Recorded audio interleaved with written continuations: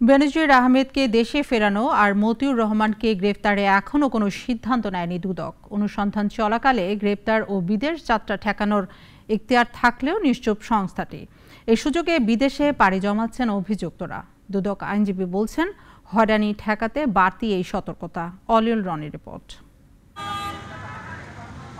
দুর্নীতির অনুসন্ধান চলাকালে কোনো ব্যক্তির বিদেশ যাওয়া ঠেকানো এবং গ্রেপ্তারের ক্ষমতা দেয়া আছে দুদককে। সংস্থাটির হাতে দেশের সর্বোচ্চ আদালত এমন অস্ত্র তুলে দিলেও তার প্রয়োগ খুব একটা দেখা যায় না।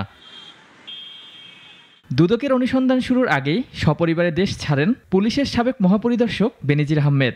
আলোচিত মতিউর রহমানও দিয়েছেন গাডাকা।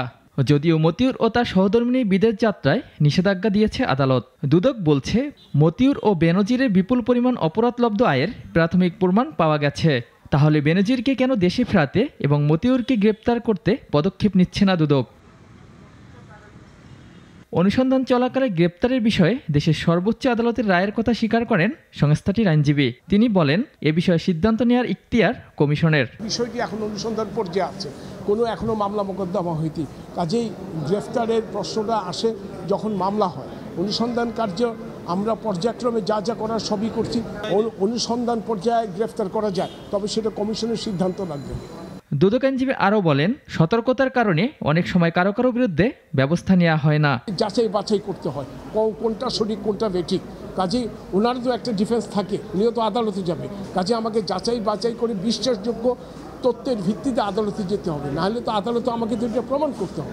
মঙ্গলবার বেনজির আহমেদ ও তার পরিবারকে 21 দিনের মধ্যে সম্পদের হিসাব দাখিলের নির্দেশ দিয়েছে দুদক। এনবিআর কর্মকর্তা মতিউর রহমান ও তার পরিবারকেও দেয়া হয়েছে একই সময়। অলিউল রনি, নাগরিক, ঢাকা। ওয়ালটন ফ্রিজ কিনে অনেকের মতো আপনিও হয়ে যেতে পারেন মিলেনিয়াল। সেরা পণ্যের সেরা অফার।